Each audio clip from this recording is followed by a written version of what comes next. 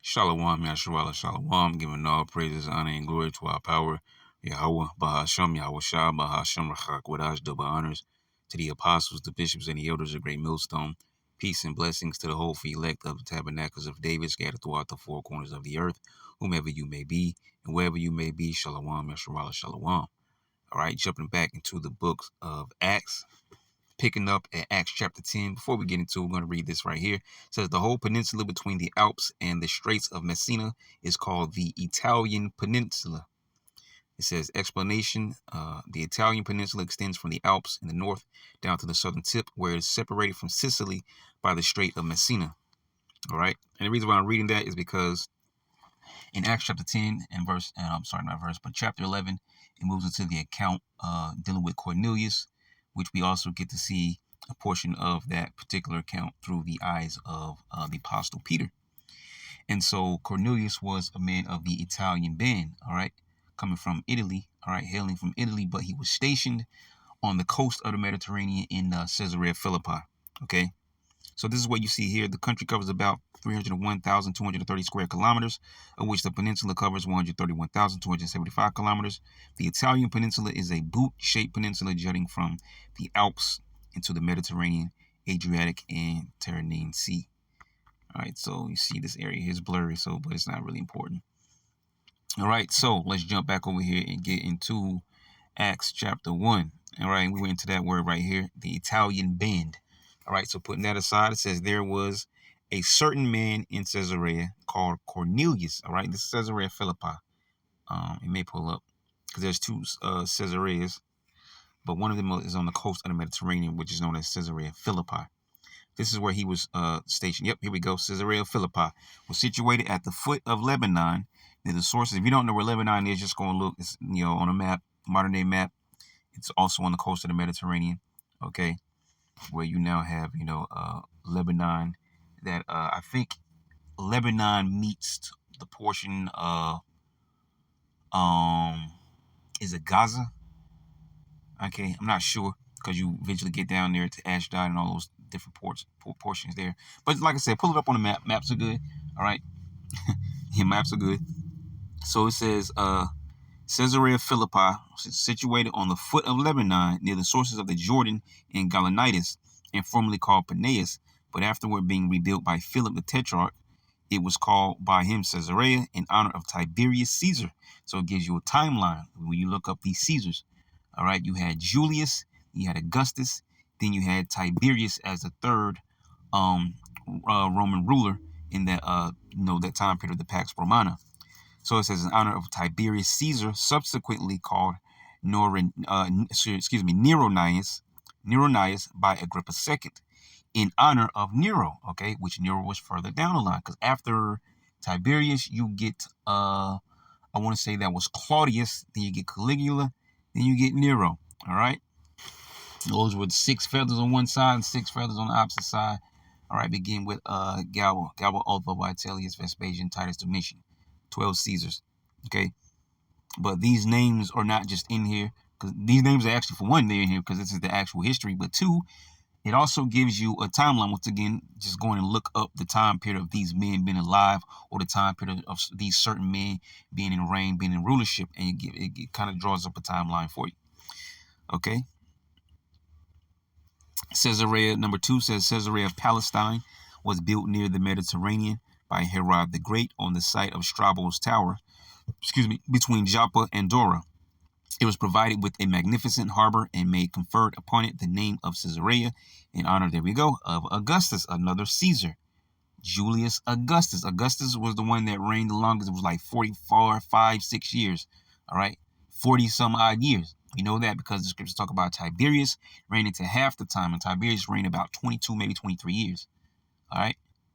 So it says, in honor of Augustus, it was the residence of Roman procurators. Procurators are similar to like governors almost. They don't exactly have the same job, but they have jobs that are similar. Okay.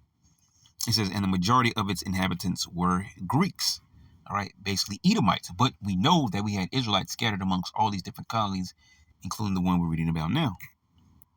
But as we go back to the chapter, let's get into this. It says there was a certain man in Caesarea, right, a certain man, not just any old body, a certain man in Caesarea called Cornelius, a centurion of the band called the Italian band. Okay. And a band usually dealing with, army of soldiers. Let's see if we can find something here. There you go. A military cohort. Okay. And it breaks all these things down. All right. The Italian band, a military cohort, a 10th part of a legion, about 600 men, example, legionnaires. All right. And if auxiliaries, either 500 or 1,000, a maniple, or the 30th part of a legion. Any band, company, or detachment of soldiers. So you have it basically breaking down the structure and the number of these men. So, certain, a company of men would be called this, certain company of men would be called that. And so we're dealing with this particular regiment that Cornelius was in, which is called the Centurion band. So I guess we'll pull up that word too. Centurion, Hekatontarches, something like that. An officer in the Roman army, which is straightforward, which is why we also went to the word band there. I don't think there's anything else here. Hecaton, 100. There you go. Hecaton. Hecaton, 100. Okay? As a matter of fact, let's see if it'll actually say that in another. If in Caesarea, where there lived a Roman officer named Cornelius, who was a captain of the Italian regiment. Okay. Let's see what the AMP has for us. Let's see what it says there. All right. Caesarea Maritima. There was a man named Cornelius, a centurion of what was known as the Italian regiment. So it doesn't really specify. Let's try one more. Let's try the NIV. At Caesarea, there was a man named Cornelius, a centurion in what was known as the Italian regiment. So there you go. Pretty much all the same thing there. All right, centurion. Okay, so like the word century, meaning 100, right? So 100 men. Okay, and once again, we went into the word band. It broke down different factions depending on the number of men that were in this company. All right, so it says a devout man, and this right here is where things ring bells. All right, right up the top at verse 2. All right, because you go into down below in 28. Okay, all right, in verse 28. As a matter of fact, let's just get to it. All right, so I'm gonna make this point first. So it says a devout man. So some may say that this guy was an Edomite simply because it talks about the Italian band, all right, a centurion, a Roman army, and all this, that. And the third thing is what I mentioned before, I think in a lesson I have uploaded about Sormorian, right? When you hear certain words said, certain places, you immediately might think of this nation or that nation or an Edomite or whatever. No, you had Israelites that were scattered throughout the four corners. There's so many scriptures that talk about the Israelites being scattered. Letters were written to churches of Israelites, and those churches were scattered in all different provinces under heathen nations, man. And this is no different. Okay, you have Israelites who were a part of the Roman army, and this is one of those particular Israelites, Cornelius. Okay, so the first thing I want to point out here where it says a devout man. Okay. Let's get the word devout. Pious, dutiful, okay? Going into pious. Know what pious means? We're going to pull up for sake of those that don't know, okay? Because you get the impious when it talks about Esau. So it says devoutly religious, okay? Devoutly religious. Esau is not devoutly religious. Let's go and prove that. Let me get Hebrews chapter 12. Verse 16, lest there be any fornicator or profane person as Esau, who for one morsel of meat sold his birthright. For ye know how that afterward, when he would have inherited the blessing, he was rejected, for he found no place of repentance, though he sought it carefully with tears. All right, so Esau is not pious. He's he's the most profane person. Okay, so going back here, a devout man and one that feared the Most High with all his house. Because as we get down below, we know that he has servants in his household. But here's another thing. It says a devout man, which means impious, which means religiously devout, basically to the Most High. And Esau is impious. But then it goes on to say, and one that feared the Most High. And I always like to bring this out when I read that, because it also is another good point to make when you're dealing with Cornelius, to show you that he is an Israelite. Because this is what it says about Esau. Let's start at verse 13. Job 21 and 13. They spend their days in wealth, which are the banking families, the rich, the wealthy, and in a moment go down to the grave. Here's the points, though. Verse 14 and 15, it says, therefore they say unto the Most High, depart from us, for we desire not the knowledge of thy ways. Impious, you inglorious bastards. That's a movie. My little brother loved that movie. Who played it? No, not Tom Cruise. What's this dude that played Alexander? I forget his name. He played that movie. Inglorious Bastards is a crazy movie. Anyways, it says, therefore they say unto the Most High, depart from us, for we desire not the knowledge of thy ways. We don't want to know the law, statutes, commandments. We don't want to know about this. We don't want to know about a dietary law. Okay. We eat blood. We eat raw meat. We don't want to know about these things that you're talking about. Was that not the same thing that Cain was about? You see? It says, what is the Almighty that we should serve him? And what profit should we have if we pray unto him? But it just said that Cornelius was a devout man. Okay. He was pious. Okay. Highly religious. And he served the most, he feared the Most High power, man. But Esau, as we just read in Hebrews chapter 12 and Job 21, he's impious. He's the exact opposite of what we're explaining here. All right. Just a little key factors to throw in there to show you that this is not an Edomite man. This is an Israelite man. But we have to continue on because there's more elements to this thing. So it says, it says, which gave much alms to the people. All right. Esau doesn't get alms. It just says we desire not the knowledge of his ways. What are alms? Let's go and get the word alms. Mercy, pity, especially as exhibited in giving alms or charity. Okay. Which probably was more than likely money. You see? The benefaction itself, a donation to the poor. You see, a donation to the poor, alms. So he was obviously giving money to other Israelites to help them out because he probably saw, the afflicted poor people. Okay. And remember, he's in Caesarea Philippi. He's of the Italian band, but he was stationed off the coast of the Mediterranean. I'm sorry, actually, he wasn't.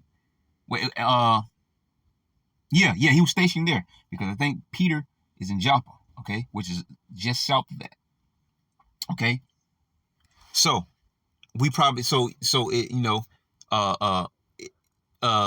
there's no shadow of a doubt that there were Israelites that were living there where Cornelius and his men were stationed.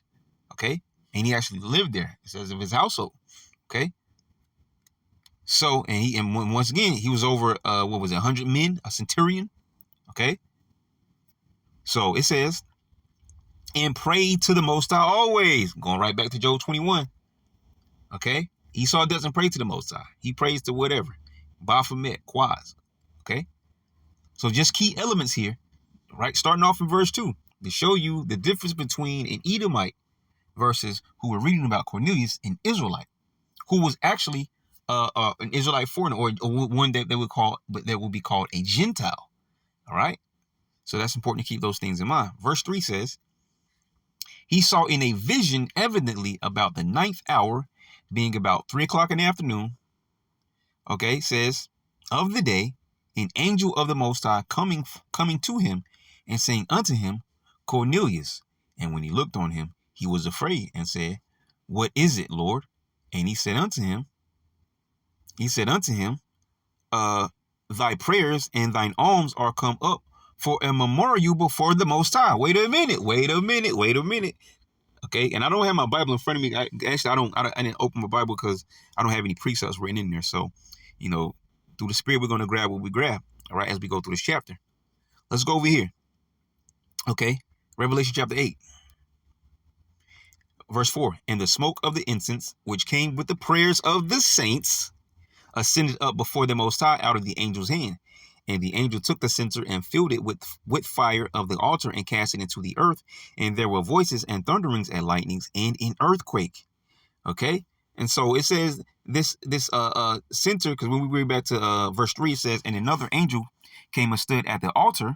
This is what was going on in the heavens. This is what John the Revelator saw. Okay. The tabernacle on the earth was a shadow of what was going on in the heavens. That's why it was told to be made a certain way, fashioned a certain way, measured a certain way, because this is an image of what is in the heavenly realm. And we were blessed to even have that particular knowledge, all right, through men. Moses, David, Solomon, okay? And even times, after the exile, you had men that come back.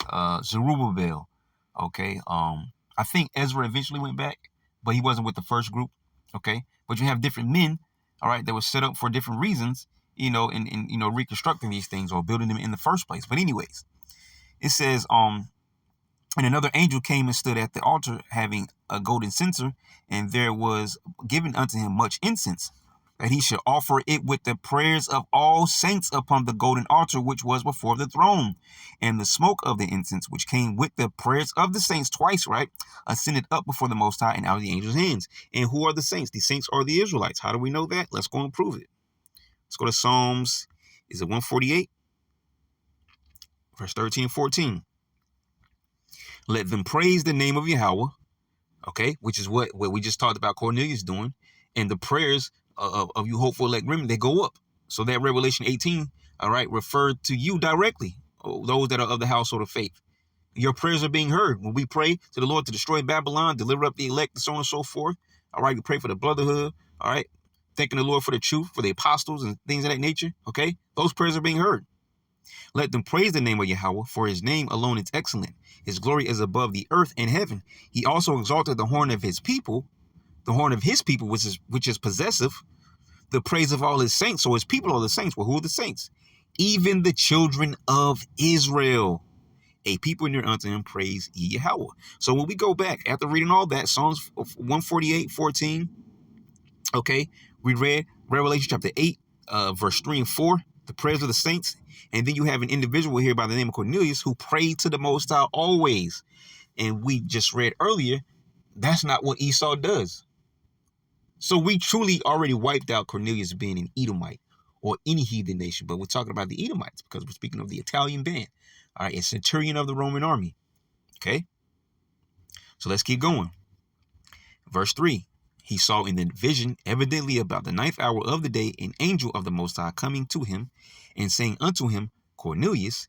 And when he looked on him, he was afraid and said, What is it, Lord? And he said unto him, The prayers and thine alms, because he gave alms, he helped out the poor, and his prayers, he prayed constantly to the Lord, as we read up above, are come up for a memorial before the Most High, as we just read in Revelation chapter 8.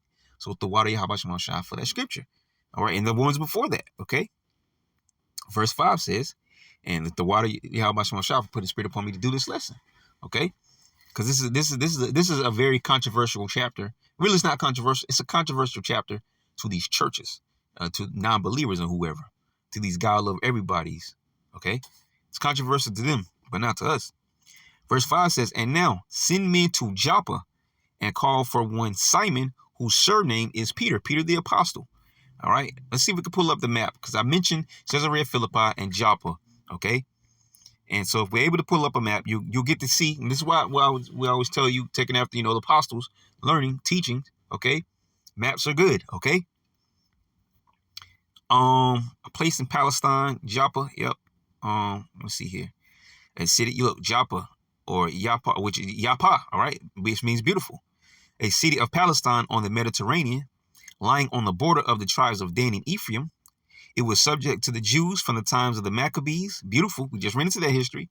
It had a famous but dangerous port and carried on a flourishing trade. It is now called Jaffa, a flourishing port. Dangerous port, because it sat on the sea, on the coast of the sea, and carried on a flourishing trade because ships come at sea. Okay, it is now called Jaffa. All right, in modern day Jaffa.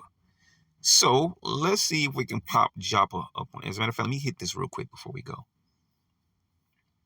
It says Yapwa or Yapwa. Okay, same thing there. A town on the southwest coast of Palestine in the territory of Dan became primary port of Jerusalem during reign of Solomon. There we go. We just talked about a port of Jerusalem during reign of Solomon. We know Jerusalem is more eastward. Okay, it's not. Jerusalem is most definitely not on a port. Okay. It's just saying that this city was used as a port. Obviously a lot of goods were going into Jerusalem from this city here. So let's see if we can find what we're looking for, which is a map. There's Joppa with, let me see if we can find it. There we go. That's what we're talking about. See, check this out. Caesarea, this is where Cornelius is stationed. Right there. Caesarea Philippi. Okay? Right there, that red line above that. I'm trying to zoom back out. This thing. Just want to act foolish. Let me see if I can back up. I got a donkey. There we go. All right. So right there at that red line, I believe is where Lebanon, above that red line is where Lebanon starts. Modern day Lebanon starts. Or it could be further below. Not sure. Like I said, you can pull up a map on your own time to pull that up. I don't think we have I think all these maps are ancient maps here that we're looking at. All good maps though. So you see Caesarea Philippi. Lydda was mentioned recently. So Lydda is right there, southeast of Joppa. Joppa is where the apostle Peter is, chilling out with Simon the Tanner, a person who basically, it takes the hides of an animal, and I don't know, maybe he was making leather belts or something like that. A tanner. You can go look up a tanner. It's not something complicated. So that's where they were on this coast, and Cornelius and his household, and those men, well, maybe not all the men were in his household, but he had 100 men under him, being a centurion. But anyways, the point being, he was here in Caesarea Philippi. So you see this area, all right, Samaria, Jerusalem, okay? So this is Judea, ancient Judea right here. Beautiful, beautiful. Do I have this map? And I'm in my other device, so I'm definitely going to put it in there because this is the device that I keep all my maps and stuff like that in. I might already have it. Who knows? Because I keep a lot of maps here and there. So there you go. And then what do we say? Off the coast of the Mediterranean Sea. So we're putting these things together by just searching them out. All right. And it brings more life and understanding to the account as we continue to read forward. And look, there's a beautiful, you see, looking like a port, Joppa, you see? And Caesarea Philippi, all right, was also on the coast of the Mediterranean. Capernaum, Decapolis, Perea. Did we go back? Okay, here we go. Let's get back into it. So going back. Here we go. And now send men to Joppa and call for one Simon whose surname was Peter. All right. And this guy, Simon, that was a tanner, he was probably sending whatever he was making, to make money in Jerusalem, in trade or whatever. Okay, possibly. Who knows? Okay, but it was a port city. All right. So we're getting into the account here. It says, and now send men to Joppa and call for one Simon whose surname is Peter. So Cornelius was visited by an angel with the vision. All right. And so now he's sending men further south, as we just saw on the map, to go and find the apostle Peter, who was chilling out with Simon the Tanner. So verse 6 says he lodged with one Simon the Tanner. There it is right there. All right. And there's the word Tanner. We're not going to get into it. Just see if we can pull up something real quick. Okay, a Tanner. So, yeah. Just check it out yourself. It's not complicated. All right. It says, whose house is by the seaside. There you go. He shall tell thee what thou oughtest to do, which is why maps are good, because it says he's by the seaside. So you know that, well, he's next to a body of water. Well, let me pull up a map so I can find out what body of water this is. And we just fleshed that out. It was the Mediterranean. We saw exactly where it was on the map. All right. So it gives you further understanding and brings the account more to life. Verse 7 says, and when the angel which spake unto Cornelius was departed, he called two of his household servants, which is what we just mentioned, and a devout soldier of them that waited on him continually. And these men were Israelites, okay? Especially, we know for a fact, well, all these men were Israelites, but we know for a fact the one that was called a soldier was an Israelite, because it also says that he was a devout soldier. He was devout, meaning what? Pious, religious. And if he was under Cornelius in his household, he was most definitely worshiping the Most High Yahweh Bahasham Yahushua, because Cornelius, being a pious man himself, would not stood for another God in his household of all things. Okay, as for me and my house, is what Joshua said, we will serve the Lord. So Cornelius wouldn't have flew for that. So we know this man that was a soldier, and check out what the word soldier goes into, which is beautiful. It says a common soldier, but it also says metaphorically a champion of the cause of the Messiah, a devout soldier. Okay, so we get the physical side of it and we get the spiritual side of it. So we know this man was an Israelite, and then he had service in his household, and I believe that they were Israelites. As we read on, that gets to flesh out more, but we know for a fact that that soldier in particular was an Israelite. Okay, verse 8 says, and when he had declared all these things unto them, he sent them to Joppa. All right, when he told them everything that he just had in this vision, He sent them with the mission: go to Joppa, find the apostle Peter, who should be residing with a man named Simon the Tanner. All right. It says, and when he had declared all these things unto them, he sent them to John. Lord willing, that you're being edified. Hopefully, I'm kind of breaking it down in a in a simple way here. I know I sound excited, but this is it's a good chapter, right? Which carries on to chapter 11, but we got to get there. So verse 9 says, on the morrow, as they went on their journey and drew nigh unto the city, Peter went up upon the housetop to pray about the 6th hour, which is about 12 noon. And he became very hungry and would have eaten, but while they made ready, he fell into a trance. So he was hungry, and some food was being prepared, but while they were preparing the food, he was so hungry, all right, waiting, okay, that the Spirit of the Lord came upon him to throw him into a trance. Let's see what trance goes into. Okay, and this is where Cornelius and Peter comes to be connected spiritually, but physically they're going to actually meet up. Okay.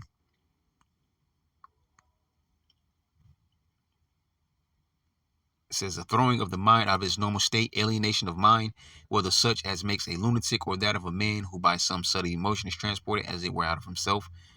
Heathens try to use that and call it astral projection.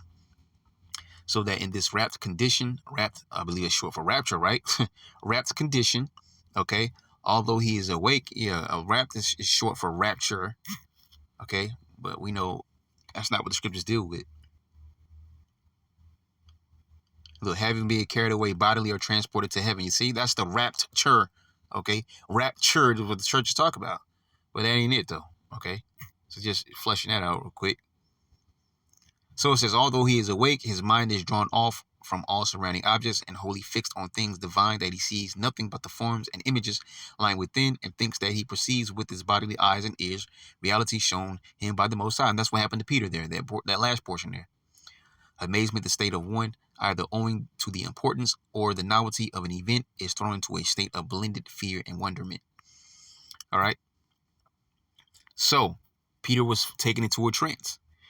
All right. Verse 11 says, and saw heaven opened, and a certain vessel descending unto him, as it had been a great sheet knit at the four corners and let down to the earth. And this is where the churches jump in. Okay. And they'll read, a few verses down. All right. But they won't read all the account, because they want to equate it to food, that you can eat whatever you want. And they have no idea what they're talking about, because it has nothing to do with food. They're always showing him a vision of unclean foods. He's probably seen a monkey and a giraffe and a gorilla and whatever else, things you're not supposed to eat. But he was seeing those things for a reason, because those things were symbolic of the Gentile Israelites. Okay. Now, a key thing that I want to point out here, where it says a certain vessel. Okay. We get the word vessel here. All right. And what shows up? A man of quality, a chosen instrument, which is what we mentioned as we went into the last chapter in Acts chapter 9, I believe it was, where we talked about Saul, okay, Paul, whose name was Saul at the time. He was what? A chosen vessel by the Most High, a man of quality, a chosen instrument. And it's Peter receiving a vision, all right, which the vision is according to Cornelius, who's also a man of quality and a chosen instrument, who received the same vision, okay, probably at the same time, but if it was the same day, then that means Peter received the vision first, because the vision came upon Cornelius at around 3 o'clock in the afternoon, and here it talks about Peter around 12. So if this was in the same day, Peter had the vision first, and then Cornelius had the vision. Either way, they had the same vision, and this is what I've just mentioned. This is where they intertwine spiritually with the accounts, but physically they're actually going to meet up. So that's important to point out here. A man of quality, a chosen instrument. Okay, so let's go back. So it says, a certain vessel descending unto him, as it had been a great sheet knit at the four corners and let down to the earth, wherein were all manner of four-footed beasts of the earth, and wild beasts, and creeping things, and fowls of the air. And there came a voice to him, rise, Peter, kill and eat. Okay. Basically telling him in the spirit to accept this, not accept unclean foods, but to accept the Gentiles. Okay. And this runs deep. This is very, very important, because we know for a fact, because Paul comes back into play at some point. Paul's ultimate mission was to go to the Gentiles. That was the bulk of his mission. But it first started with Peter, all right, beginning with the bringing in of Cornelius, okay? And rightfully so, because Peter is the head of the church, okay? Peter was a very known apostle, all right? And so if Peter is saying, hey, we could deal with the Gentiles now, I saw it in the vision, even though it was animals and whatever, unclean beasts or whatever, okay? This in the spirit was talking about those Gentiles. And why was it such a fuss? Because you have to have the history, okay? Because the history will tell you that the Jews of Judea had a great, anger and tension between those Jews that were scattered into these other areas, because they are descendants of those Israelites who forsook the Holy Covenant. So they did not grow up in the ways and the customs and under the laws. You see? So they had a tense hatred. And that's why it was so many fights and so much persecution breaking out over this when Paul was teaching about the Gentiles coming into the fold. Because it was like, hell no, these guys ain't Israelites. Which, of course, they knew they were Israelites. But they were calling them, they were saying that they're not Israelites and saying that they were Gentiles because of what we just mentioned. The history behind it has nothing to do with this is a family matter, because family matters, all right? So it says, and there came a voice to him, rise, Peter, kill and eat. But Peter said, not so, Lord, for I have never eaten anything that is common or unclean. And it's important to go into these words, especially common, all right? Because we're talking about men, a chosen man, of instrument, right? So unclean here says not cleansed, unclean. In a ceremonial sense, that which must be abstained from according to the Levitical law. That's talking about food. In a moral sense, unclean in thought and life. That's people, you see? Gentiles who were morally unclean because they weren't following the customs and the laws and things of that nature. But according to Acts chapter 13 is a good example. What they did have is faith. When they heard the word that they could be called back into the truth, they believed it through their faith. And so they were accepted. So their faith, as the scripture say, their faith made them whole, right? Those are Yahushua's words, okay? But the Jews of Judea, they weren't going for it because they were being too carnal about the thing. They didn't want to believe, especially because they were teaching the name of Yahushua. So they didn't want to believe that these Gentiles could be a part, right? These are Israelites who forsook the Holy Covenant. They don't grow up in the ways. No, they'll never be accepted. They'll never come into the temple and blah, blah, blah, this and that. You see the tension there?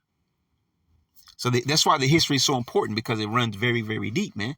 And this is what the churches do. They mark out all the history. Actually, a lot of them don't even know about the history. They just think they're going to jump into the New Testament and pull out Gentiles, and they got the Israelites in the headlock. No, man. You got to bring out the history. All right? Understandest thou what thou readest? Okay, so it says, but Peter said, not so, Lord, for I have never eaten anything that is common or unclean. Oh, did we get the word common? I don't think we did. Let's get the word common real quick. Koinos, so it says common, right? An example, ordinary, belonging to generality. Look, by the Jews, unhallowed, profane, Levitically unclean, which is also talking about food. But that's why we go into all those other words, because it shows you that we're talking about people here. Peter saw the vision of unclean food, but that was simply what he saw in the vision. But it was symbolic of the Israelite foreigners, these Gentiles here. Okay, but we got to keep reading.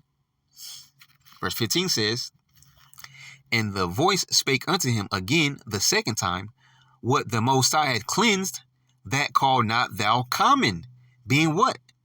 The Gentiles, the Israelites, okay, being pardoned for, their heathenistic ways, what they were doing, okay, and being able to come into the fold, all right? Turn away from your heathenistic ways and things that you're doing and come into the fold, okay? As a matter of fact, we don't have to get it. Let's pull up cleanse, though, real quick.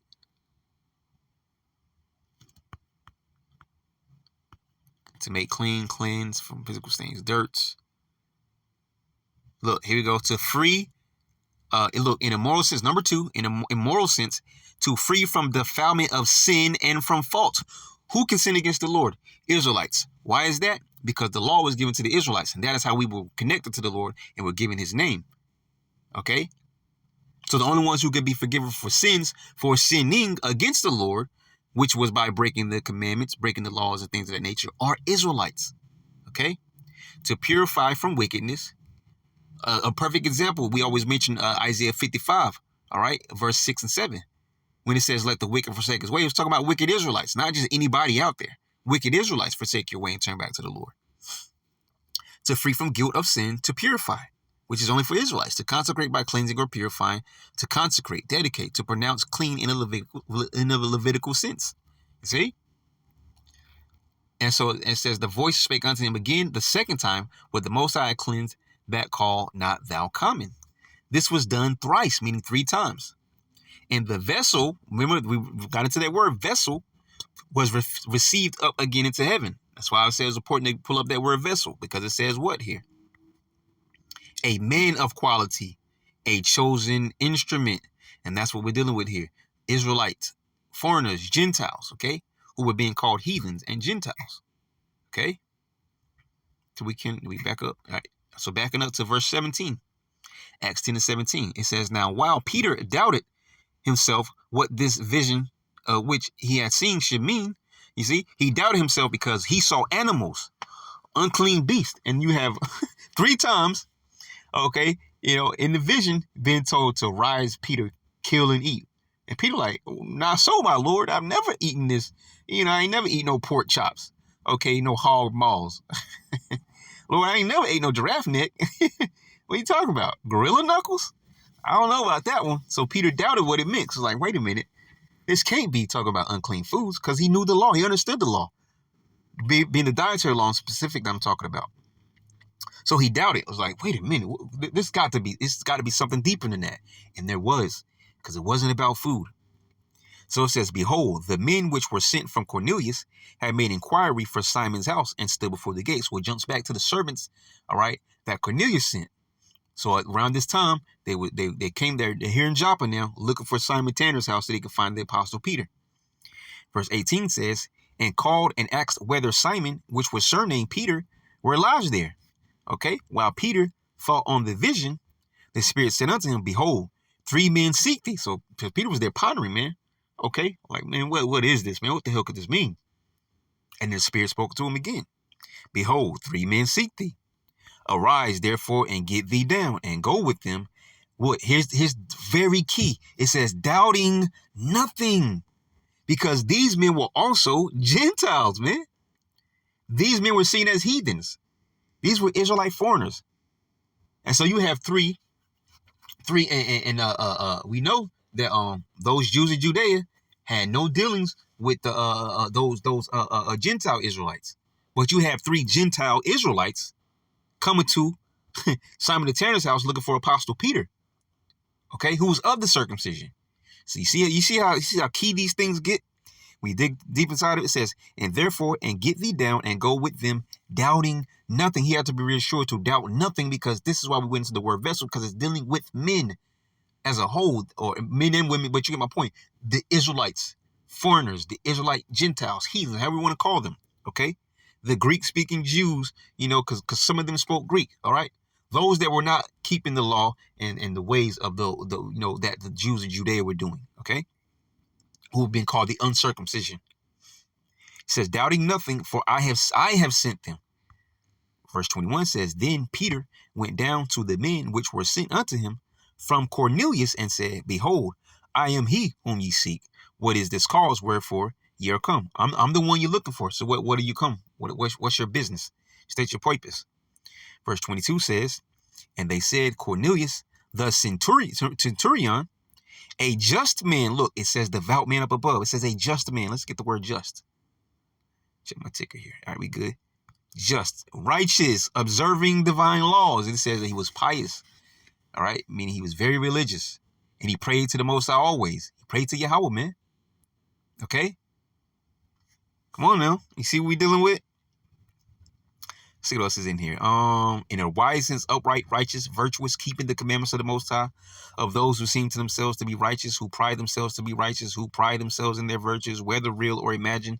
I don't know about the last portion there. Innocent, faultless, guiltless, used of him whose way of thinking, feeling, and acting is wholly conformed to the will of the Most High. That's that holy conversation the scriptures talk about, and who therefore needs no rectification in the heart or life. Approved or acceptable by the Most High. Beautiful. In a narrow sense, rendering to each his due. Actually, I don't think we need that one. We don't really need that one. So let's go back. So a just man, a devout man, a just man. No, this wasn't an Edomite. You know for a fact this was not an Edomite, man. It says a just man and one that feared the Most High. Call back to Job 21 we read, right? And of good report among all the nation of the Jews. Because remember, he gave alms. Okay, so he was obviously, a well-to-do man who was very generous. Okay, it says among all the nation of the Jews. Because remember, he was stationed in Caesarea Philippi. All right, he wasn't back in Italy. Okay, he was of the Italian band of the Roman army, but he was stationed in Caesarea Philippi. Okay, so we had Israelites that obviously knew about this man because he probably lived in an area where there was probably nothing but Israelites, or at least mostly. It says, and of good report among all the nation of the Jews was warned from the Most High by an holy angel to send for thee into his house and to hear words of thee. All right, so they're saying, hey, my master Cornelius was warned in a vision to send, or not to send us, but he sent us to come find you at Simon the Tanner's house. So it mentioned, we have all the information we need. We found you. Okay, so let's continue on. Then called he them in and lodged them. All right, so he brought them into the house. All right, because he obviously perceived that this thing was true. Because remember, Peter had the same or similar vision right there. All right. So he brought them in. Okay, they probably chopped it up, ate dinner, slept, and the next day they rolled out. Then called he them in and lodged them. And on the morrow, meaning the next day, Peter went away with them, and certain brethren from Joppa accompanied him.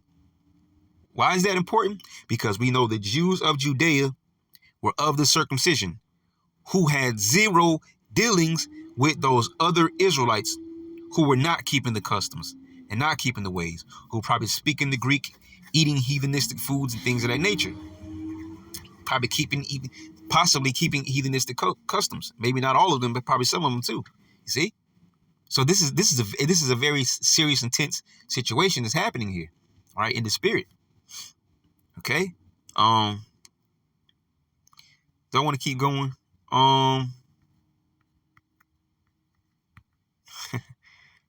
really want to keep going. I don't want to stop now, because I'm really into it now. Let me see here.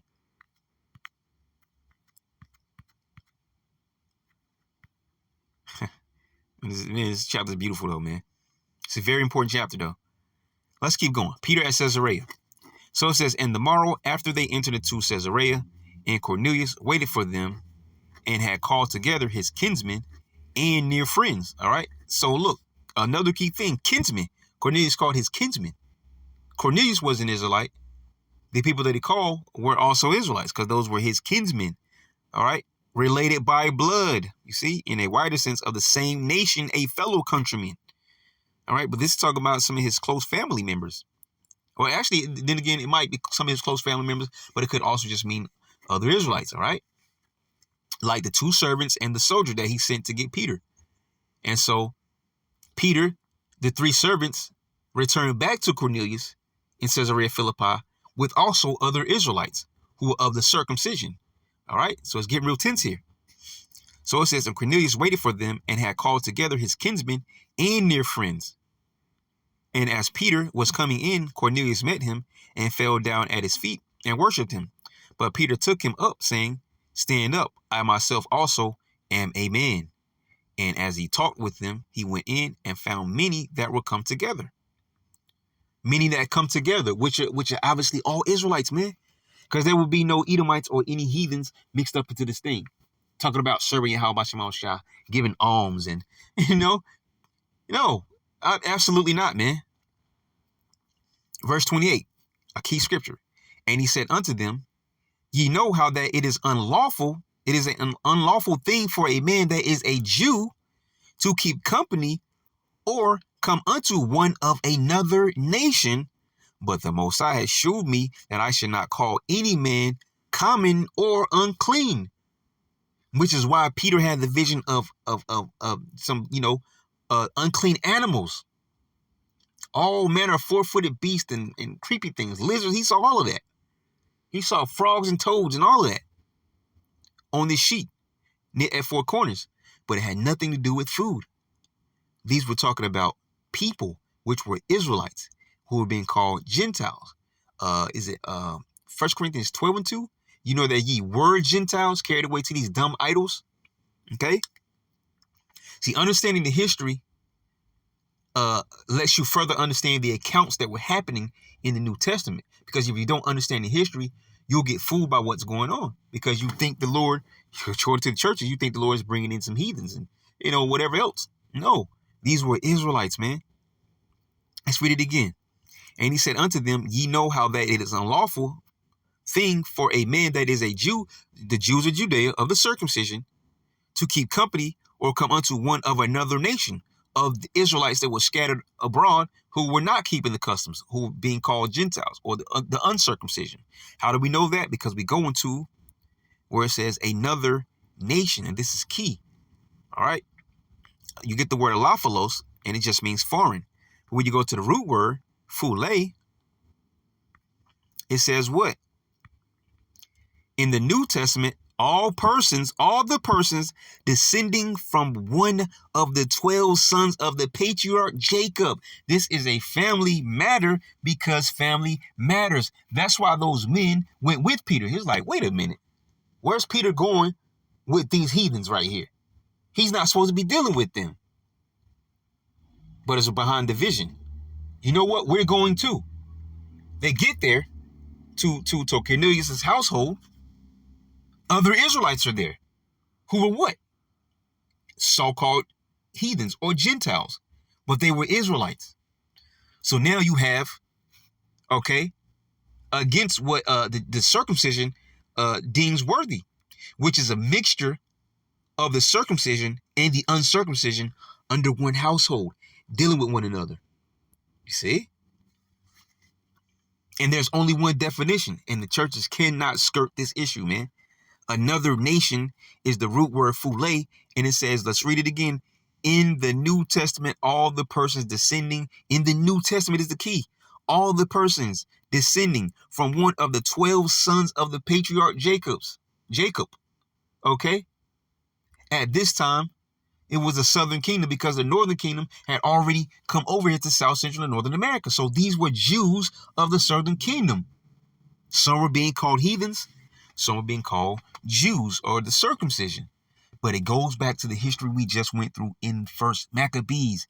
These so-called Israelites, the Israelites that being so-called Gentiles, are descendants of those that fell away from the Holy Covenant. The Jews of Judea of the circumcision are the descendants of those that stuck to the Holy Covenant, which we got through Mattathias, and it moved on to his sons, beginning with Judas. You see? That's why the history is extremely important there. So let's go back. So now as a matter of fact, let's do this. Let's see what the AMP says. We'll probably get the NLT too. Acts 10:28. Let's get back down there. I think I passed it. AMP.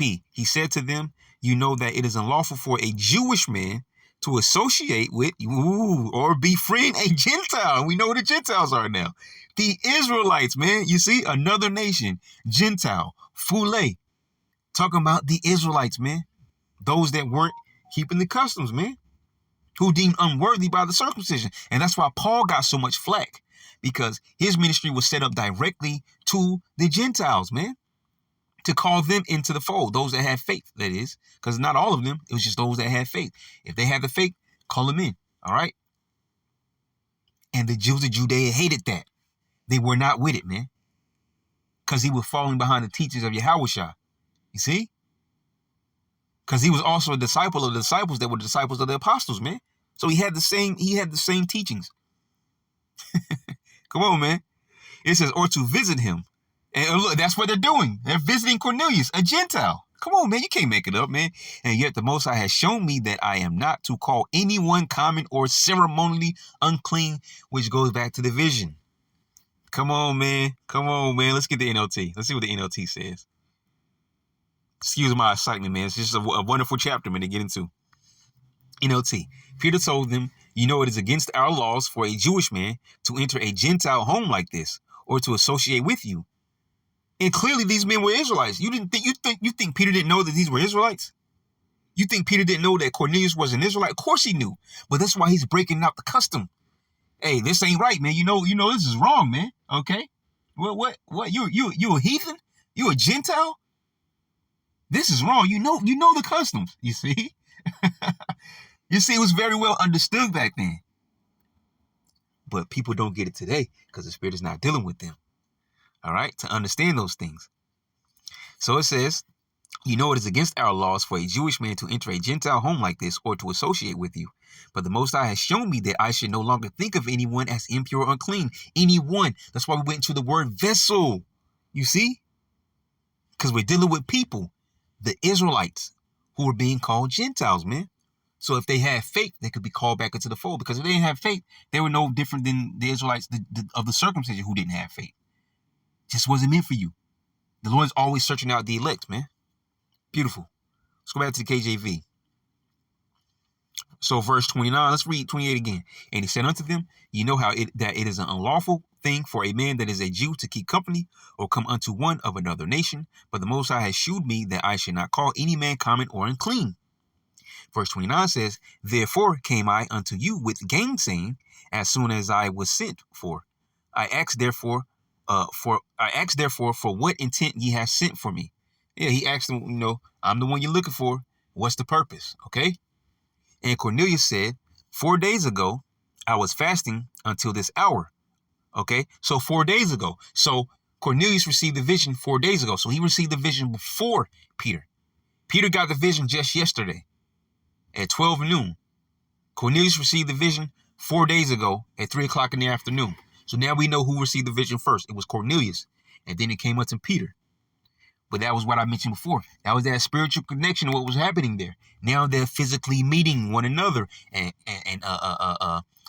Peter is surprised to see that this home that he came to of Cornelius, all right, is full of Gentiles, Israelites, who he's not supposed to have any dealings with. And furthermore, there were Jews of Judea of the circumcision that actually came with him. All right, so it's a major thing that's going on right now. It says, and Cornelius said, 4 days ago, I was fasting. Look, fasting. Edomites don't fast, man. Fasting until this hour. And at the 9th hour, I prayed in my house. And behold, a man stood before me in bright clothing, which we know is an angel because the angels come in the bright clothing. Perfect example in Acts chapter 1. Okay. When the disciples had the two angels come with them in white apparel and asked, hey, what you doing? Just staring up there. All right. The Lord's coming back the same way he left, which is on a chariot. Okay. Verse 31 says, and said, Cornelius, thy prayer is heard, and thine alms are had in remembrance in the sight of the Most High. Send therefore, or hold up, because we read that up above, right? And said, Cornelius, thy prayer is heard, Revelation chapter 8, and thine alms are had in remembrance. Going back to Job 21. That's not what the Edomites do. Also where it says that he was the devout man, all right, which means he was pious, which means he was very religious, and that he prayed to the Most High daily. Okay, and he gave alms. It says, are had in remembrance in the sight of the Most High. He's only hearing the prayers of the saints. He's not hearing no heathens because the heathens would be praying to him anyways. Okay, you could tell them about Yahweh Hashem Yahushua 30,000 times. They're still going to call out. They're going to say Jesus right in front of you, man. Okay, arrogant, ignorant. Okay, but it's not for them. Verse 32 says, send therefore to Joppa and call hither Simon, whose surname is Peter. He is lodged in the house of one Simon a tanner by the seaside, who, when he cometh, shall speak unto thee. Immediately therefore I sent to thee, and thou hast well done that thou art come. Now therefore are we all here present, are we all here, all Israelites, but some being called the circumcision, some being called the uncircumcision, or some being called Jews of Judea, some being called Gentiles. But now we are all present before the Most High to hear all things that are commanded thee of the Most High. We're here, all of us together. We're all Israelites, and we want to hear what the Most High has to say, Peter. You see? Beautiful, man. And we're probably going to stop it right here. Okay, and come back with a second session whenever the Spirit allows. That way we're not ticking too high. So, Lord willing, you will edify. We're going to close by giving all praise and honor and glory to our power, Yahweh, Bahashem Yahweh Shah, Bahashem Rachakodash. Shalom.